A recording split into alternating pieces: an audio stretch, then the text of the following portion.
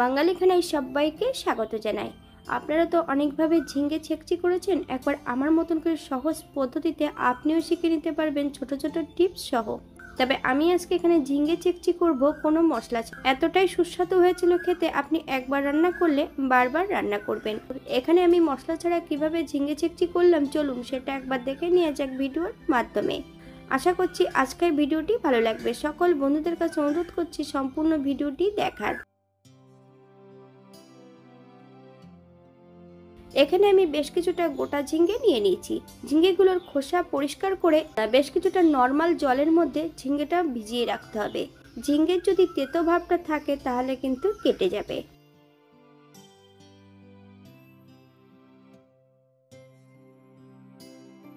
সম্পূর্ণ ঝিঙ্গেগুলো আমি এখানে কেটে নিয়েছি। বেশ এমন সরু সরু করে ঝিঙ্গেগুলো কেটে নিতে হবে। 30 মিনিটের জন্য ঝিঙ্গেগুলোকে ভিজিয়ে রেখে বেশ পরিষ্কার জল দিয়ে ভালো করে ঝিঙ্গেগুলোকে ধুয়ে নিয়ে তারপরে কাটতে হবে।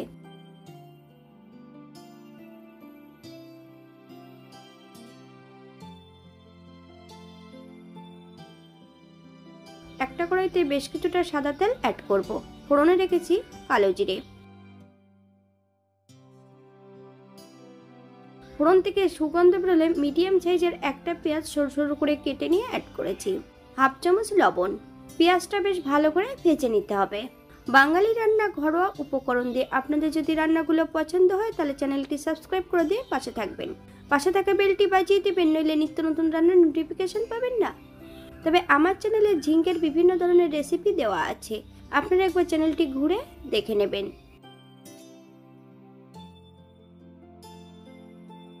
এই পর্যায়ে অ্যাড করব দুটো কাঁচা লঙ্কা। আপনারা যদি পছন্দ করেন তাহলে পরিমাণে বাড়িয়ে দিতে পারেন।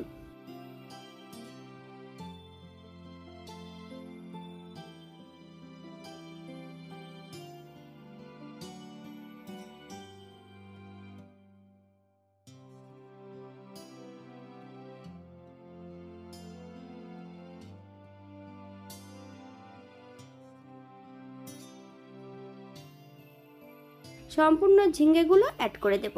হাই ফ্লেমে বেশ কিছু সময় ঝিঙ্গেগুলো রান্না করে নিতে হবে। আপনারা একবার স্ক্রিনের দিকে ফলো করবেন।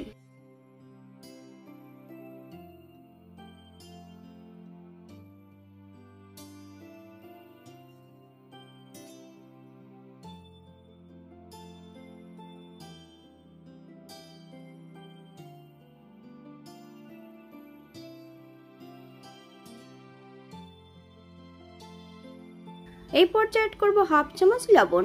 আপনারা স্বাদ অনুসারে লবণটা অ্যাড করবেন।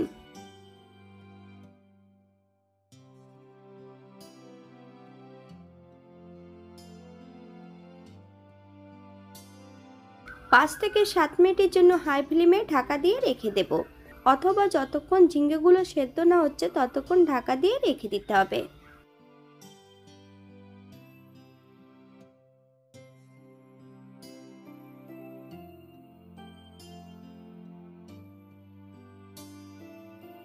সাত মিনিট পর এই পর্যায়ে একবার চেক করে নিতে হবে ঝিঙ্গেগুলো সেদ্ধ হয়েছে কিনা।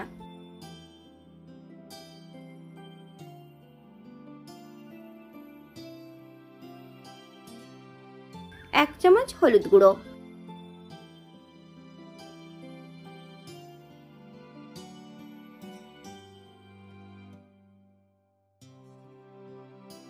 এক চামচ চিনি। আপনারা যদি পছন্দ করেন তাহলে পরিমাণে বাড়িয়ে দিতে পারেন। চিনি এবং হলুদ গুঁড়ো অ্যাড করার পর হাই ফ্লেমে বেশ কিছু সময় রান্না করে নিতে হবে, নইলে চিনি এবং হলুদ গুঁড়োর কাঁচা গন্ধটা থেকে যেতে পারে।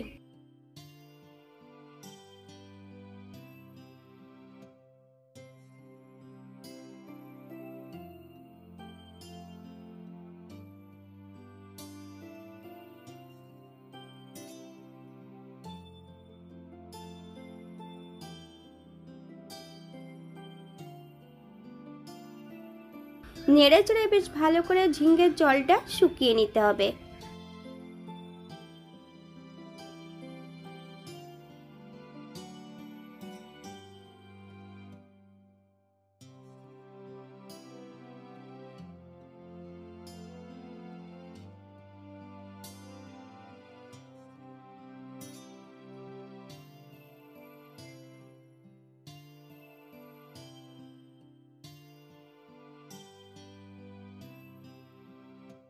এই পর্যায়ে গ্যাসের ফ্লেমটা অফ করে দিয়ে 5 মিনিটের জন্য স্ট্যান্ডিং টাইম দেব, তারপর সার্ভ করব।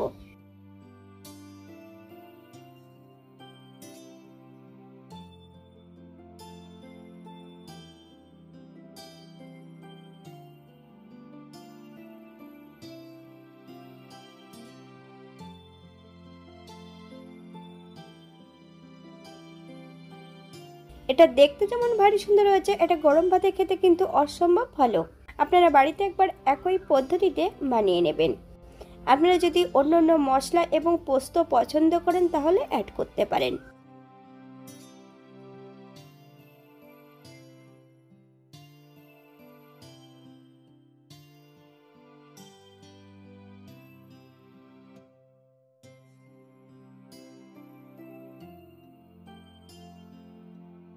আজকের ভিডিওটি এই পর্যন্ত। সবাই সুস্থ থাকবেন, ভালো থাকবেন। অন্যদিন নতুন রেসিপি নিয়ে আপনাদের সামনে আবার আমি হাজির হব। নতুন ও পুরনো সকল বন্ধুদের অসংখ্য ধন্যবাদ ভিডিওটি দেখার জন্য। হাতে যদি সময় থাকে তাহলে একটা লাইক, কমেন্ট, শেয়ার করবেন।